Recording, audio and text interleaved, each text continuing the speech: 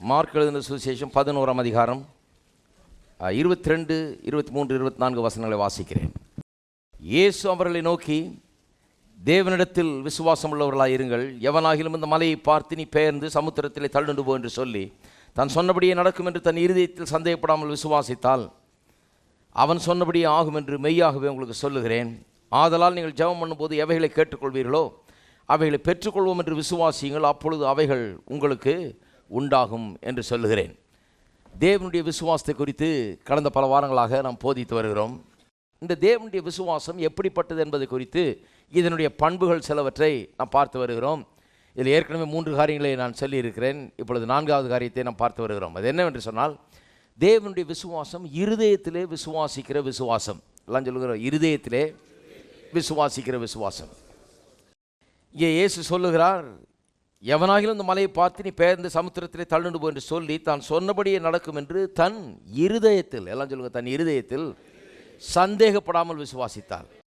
இருதயத்தில் சந்தேகப்படாமல் விசுவாசித்தாள். அப்போ இருதயத்தில் என்ன நடக்குதுங்கிறது ரொம்ப முக்கியம். விசுவாசம் என்கிறது இங்கே அறிவில் கிரியை செய்கிற ஒரு காரியம் அல்ல. அறிவு நல்லது, அதை வச்சு கணக்கு படிக்கலாம், ஃபிசிக்ஸ் படிக்கலாம், கெமிஸ்ட்ரி படிக்கலாம், எல்லாம் படிக்கலாம்.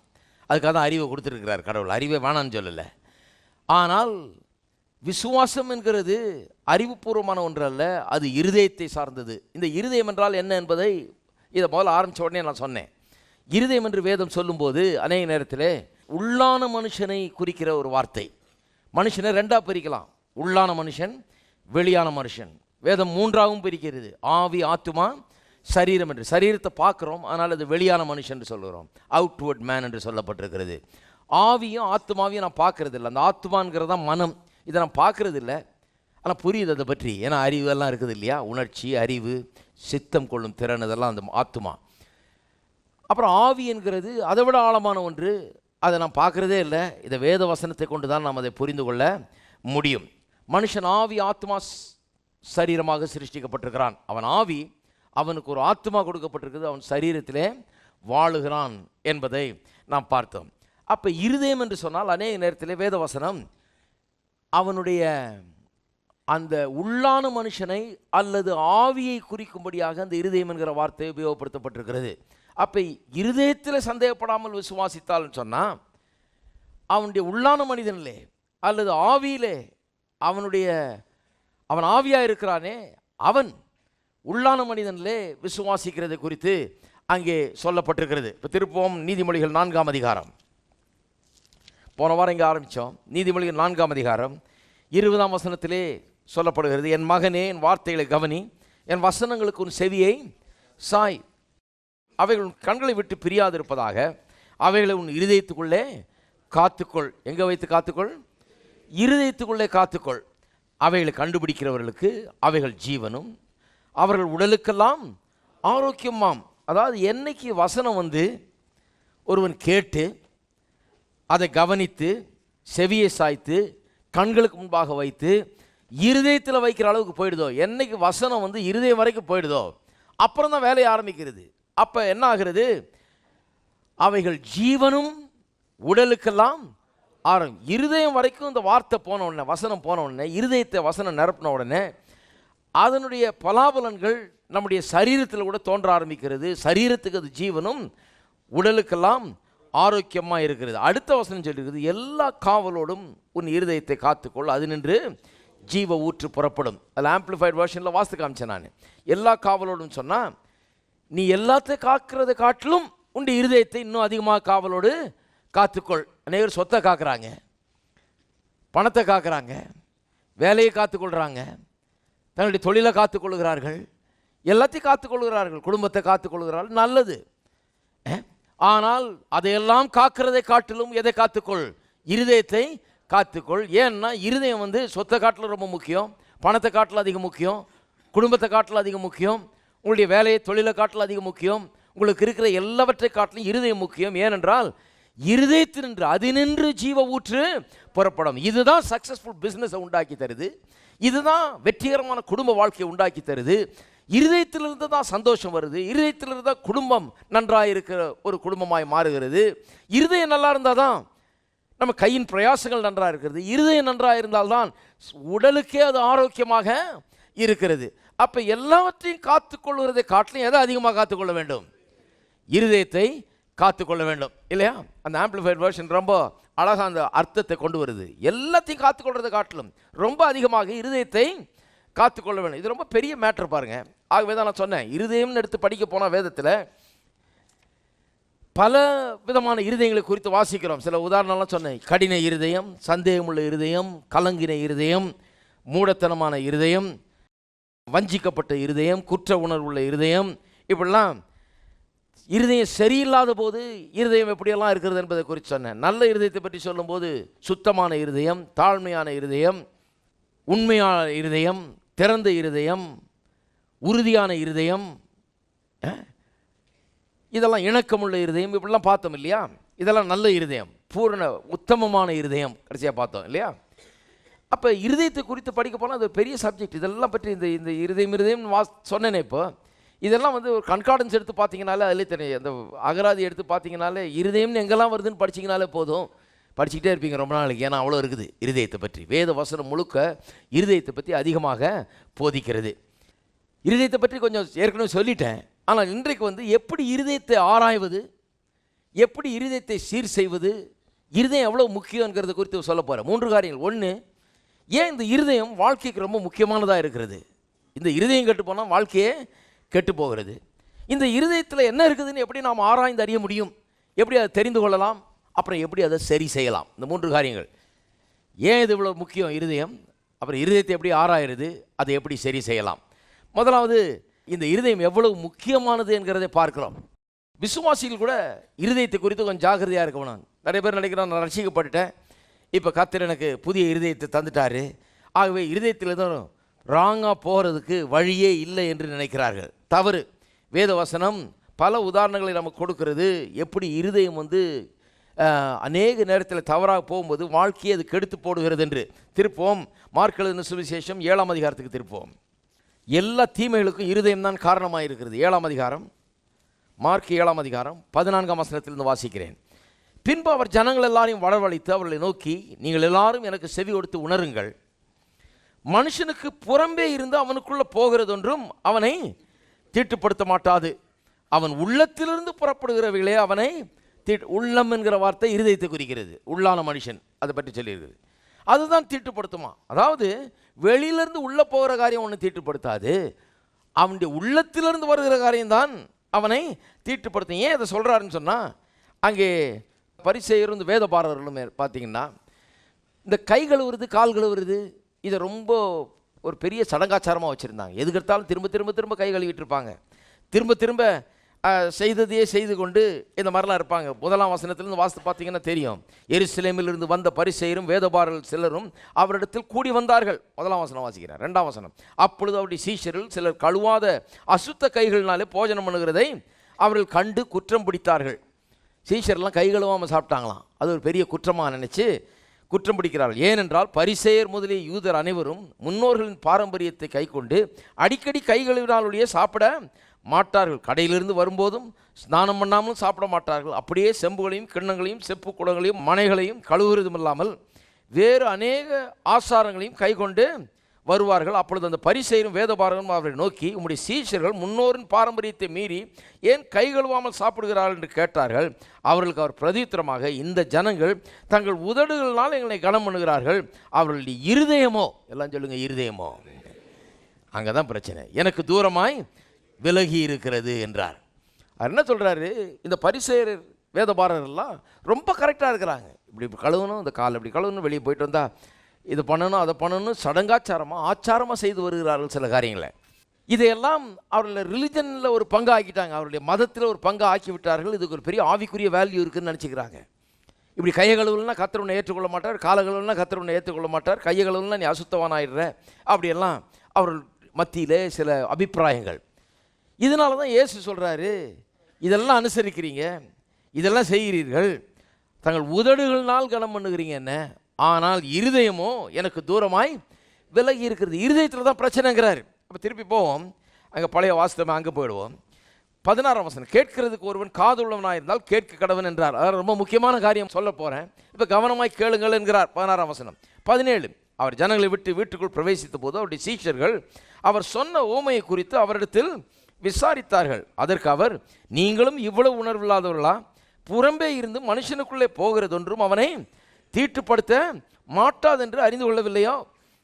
அது அவன் இருதயத்தில் போகாமல் வயிற்றிலே போகிறது, அதிலிருந்து எல்லா போஜனங்களின் அசுத்தங்களையும் கழிக்கிற ஆசன வழியாய் நீங்கி போகும். எவ்வளோ விளக்கமாக சொல்ல வேண்டியதாக இருக்குது பாருங்கள். ஏன்னா மதம் ஆட்களை குருடாக்கி போடுறது. என்ன நினச்சிட்டு இருக்கா, அந்த கை கழுவுறது கால் கழுவுறது தான் எங்கள் மதம், இதில் தான் விஷயமே இருக்குது, இதில் தான் நம்முடைய பரிசுத்தமே இருக்குது, இதில் தான் கடவுள் நம்ம ஏற்றுக்கொள்கிறார் தள்ளிடுறாருன்னு சொல்லி அந்த விதத்தில் யோசிக்க ஆரம்பிச்சிட்டாங்க. இப்போ ஒரு சின்ன காரியம் சொன்னால் கூட விளங்க மாட்டேங்குது. அதனால தான் சொல்கிறாரு, உணர்வு இல்லாத இருக்கிறீங்களே. நான் சொல்கிறது உனக்கு விளங்கலையாங்கிறாரு. ஆவிக்குரிய காரியங்கள் புரிய மாட்டேங்குது. எல்லாம் அந்த கை கழுவுறது நல்லா புரியுது, கால் கழுவுறது நல்லா புரியுது, இதெல்லாம் நல்லா புரியுது, ஆனால் ஆவிக்குரிய விஷயங்கள் புரிய மாட்டேங்கிறது. அதனால் ரொம்ப விவரமாக சொல்கிறாரு. அது அவன் இருதயத்தில் போகாமல், அதாவது சாப்பிட்ற காரியங்கள் இருதயத்தில் போகாமல் வயிற்றில் போகிறது, அதிலிருந்து எல்லா போஜனங்களின் அசுத்தங்களையும் கழிக்கிற ஆசன வழியாய் நீங்கி போகும். மனுஷருக்குள்ளே இருந்து புறப்படுகிறதே மனுஷனை தீட்டுப்படுத்தும். எப்படி எனில் மனுஷருடைய இருதயத்துக்குள்ளிருந்து, எல்லாம் சொல்லுங்க, இருதயத்துக்குள்ளிருந்து. எங்கே பிரச்சனைன்னு காமிக்கிறார். மனுஷனுடைய பிரச்சனை கை கழுவாதனால வர்றதில்லை, அவன் கால் கழுவாதனால வர்றதில்லை, இருதயத்தில் பிரச்சனைங்கிறார். மனுஷருடைய இருதயத்துக்குள்ளிருந்து பொல்லாத சிந்தனைகளும் விபச்சாரங்களும் வேசித்தனங்களும் கொலைபாதகங்களும் களவுகளும் பொருளாசைகளும் துஷ்டத்தனங்களும் கபடும் காம விகாரமும் வன்கண்ணும் தூஷணமும் பெருமையும் மதிகேடும் புறப்பட்டு வரும். பொல்லாங்கானவைகளாகிய இவைகளெல்லாம் உள்ளத்திலிருந்து புறப்பட்டு மனுஷனை தீட்டுப்படுத்தும். மறுபடியும் சொல்கிறாரு, இதெல்லாம் உள்ளிருந்து வர்றது, இருதயத்திலிருந்து வருகிறது. அந்த லிஸ்ட்டை கவனிச்சிங்கன்னா மனுஷருடைய 21ஆம் வசனம், மனுஷருடைய இருதயத்திலிருந்து பொல்லாத சிந்தனைகள். எதில் நம்பர் 1 லிஸ்ட்டில் நம்பர் 1 என்ன? பொல்லாத சிந்தனைகள். இங்கே தமிழ்நாட்டில் சொல்லுவாங்க இல்லையா, நம்பர் 1 நம்பர் 2. அவருக்கு எல்லா பழக்கமும் இருக்குதுங்க. Number 1 number 2 number 3. உங்களுக்கு தெரியும் என்னன்னு, அது சொல்ல வேண்டியதில்லை. அதெல்லாம் சொல்லுவாங்க அப்படி பேச்சுக்கு. அவருக்கு நம்பர் 1 இருக்குது, நம்பர் 2 இருக்குது, நம்பர் 3யும் இருக்குதுன்னுவாங்க பல விதமான பாவங்களை குறித்து. அது யூஸ்வலாக சில குறிப்பிட்ட பாவங்களை குறிக்கிறது. ஆனால் இயேசு இந்த நம்பர் 1 நம்பர் 2 எல்லாம் இவங்க ஆர்டர் படி சொல்லலை. அவர் எதோ ஃபஸ்ட்டு வைக்கிறார். நம்பர் 1 சின் எங்கன்றது சொல்கிறாரு, பொல்லாத சிந்தனைகள். அங்கே தான் ஆரம்பிக்கிறார். இந்த நம்பர் 1 நம்பர் 2 இப்போ எனக்கெல்லாம் வளர்ந்து வரும்போது நிறைய லிஸ்ட்டு கொடுத்தாங்க, இதெல்லாம் பாவம் என்று சொல்லி. ஆனால் அந்த லிஸ்ட்டில் இந்த பொல்லாத சிந்தனையே வராது பாருங்கள். பொல்லாத சிந்தனையை ஒரு பாவமாக நினைக்கவே இல்லை, அது இருதயத்திலிருந்து வருகிறது. ஆனால் இயேசு எதை முதல்ல போடுறாரு? பொல்லாத சிந்தனை. அது இருதயத்திலிருந்து உண்டாகிறது, அதிலிருந்து தான் எல்லாம் வருகிறது என்று சொல்லுகிறார். அப்போ இருதயம் பாருங்கள், இருதயம் தப்பாக இருந்தால் எல்லாமே தப்பாக போயிடுது, வாழ்க்கையே தப்பாக போயிடுது. ஏனென்று சொன்னால் இந்த பொல்லாத இருதயத்திலிருந்து பொல்லாத சிந்தனைகள் உண்டாகிறது. அங்கிருந்து தான் விபச்சாரம், வேசித்தனம், கொலைபாதகம், களவு, பொருளாசை, துஷ்டத்தனம், கபடு, காமவிகாரம். இதெல்லாம் எங்கே பிரச்சனை? இருதயத்தின் பிரச்சனை. மனுஷனை கையை கட்டி போட்டு அவன் ஒன்றும் பண்ண முடியாது. அவனுடைய இருதயத்தை சரியாக்க வேண்டும். ஏனென்றால் அவன் இருதயம் அப்படி இருக்கிற வரைக்கும் அவன் அப்படி தான் இருக்கிறான் இல்லையா? அப்போ இயேசு இருதய எவ்வளவு முக்கியம் என்கிறதை அங்கே வலியுறுத்தி காண்பிக்கிறார். இருதயத்திலிருந்து தான் இன்றைக்கு வாழ்க்கையில் கெட்டுப்போனால், வாழ்க்கையை அழித்து கொண்டால், சீரழித்து கொண்டால், அதற்கெல்லாம் காரணம் எங்கே இருக்குது? இருதயம் சரியில்லாதனால தான் அந்த வாழ்க்கை சீரழிந்து போகிறது. இருதயம் சரியில்லாதனால தான் குடும்பம் சீரழிந்து போகிறது. இருதயம் சரியில்லாதனால தான் மனுஷன் தவறான வழிகளில் போகிறான். இருதயத்தில் கோளாறு இருக்கிறதுனால தான் அவன் தப்பான காரியங்களை செய்து தன்னுடைய வாழ்க்கையை அழித்து கொள்ளுகிறான். இருக்கீங்களா?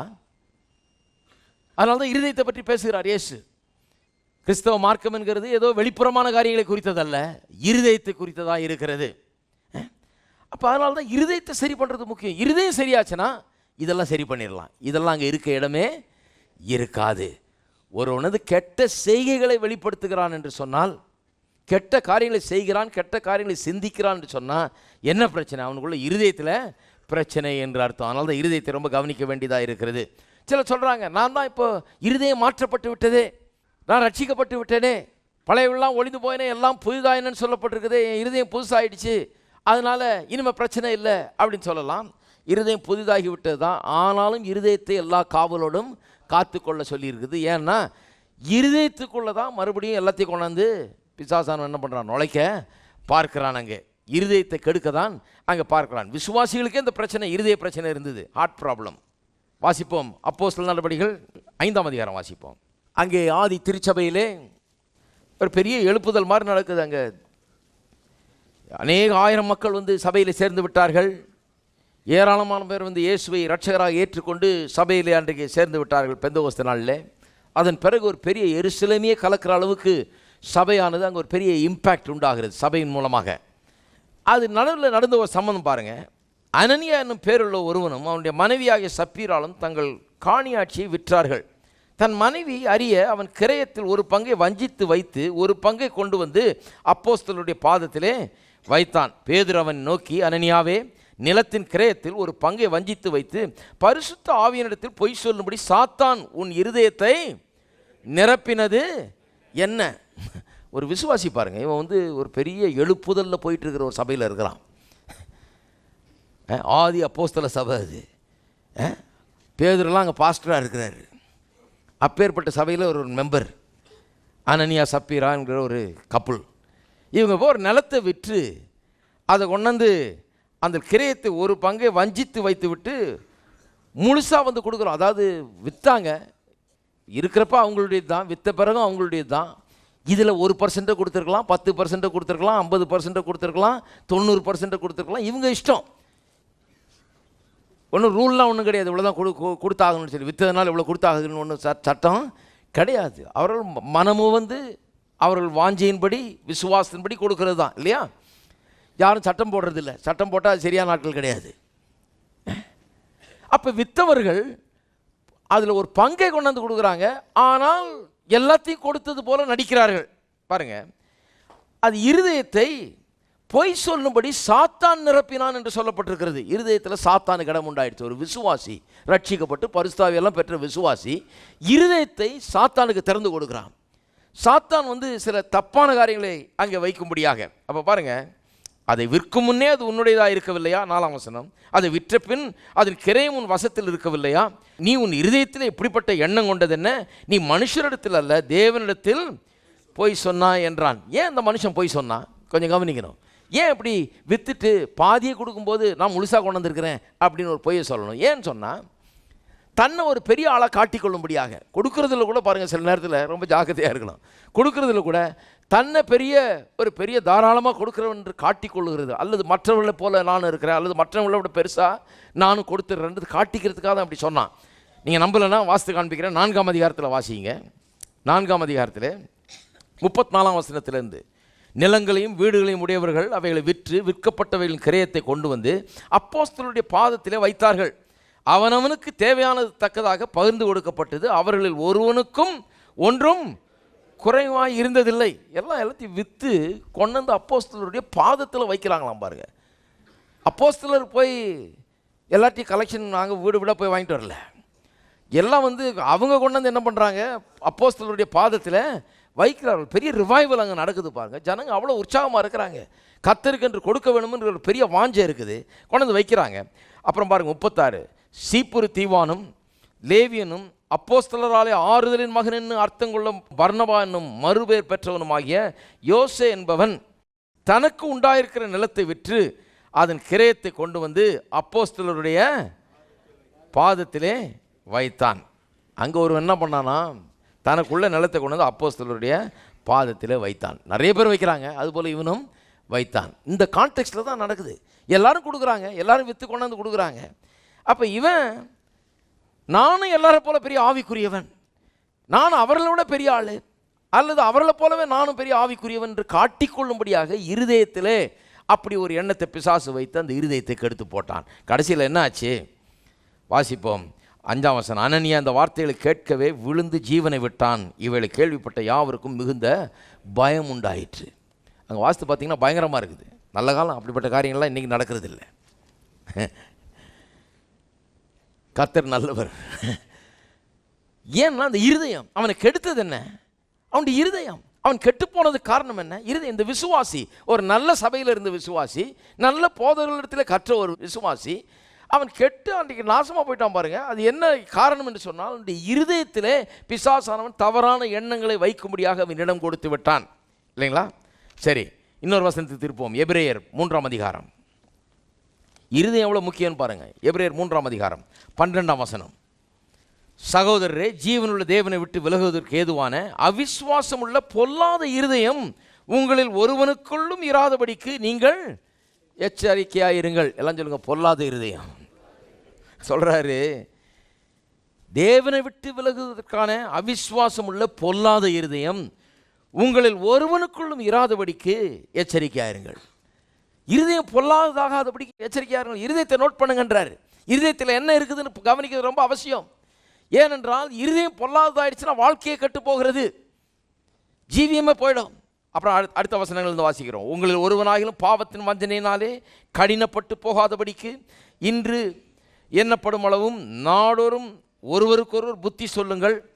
நாம் ஆரம்பத்திலே கொண்ட நம்பிக்கையை முடிவு வரைந்தும் உறுதியாய் பற்றி கொண்டிருப்போமாகில் கிறிஸ்துவனிடத்தில் பங்குள்ளவர்களாய் இருப்போம். இன்று அவருடைய சத்தத்தை கேட்பீர்கள் என்றால் கோபமூட்டுதல் நடந்தது போல உங்கள் இருதயங்களை கடினப்படுத்தாதிருங்கள் என்று சொல்லி இருக்கிறதே. மறுபடியும் இருதயம் தான், பொல்லாத இருதயம் ஆக்கிடாதீங்க, கடினப்படுத்தாதீங்கன்றார்.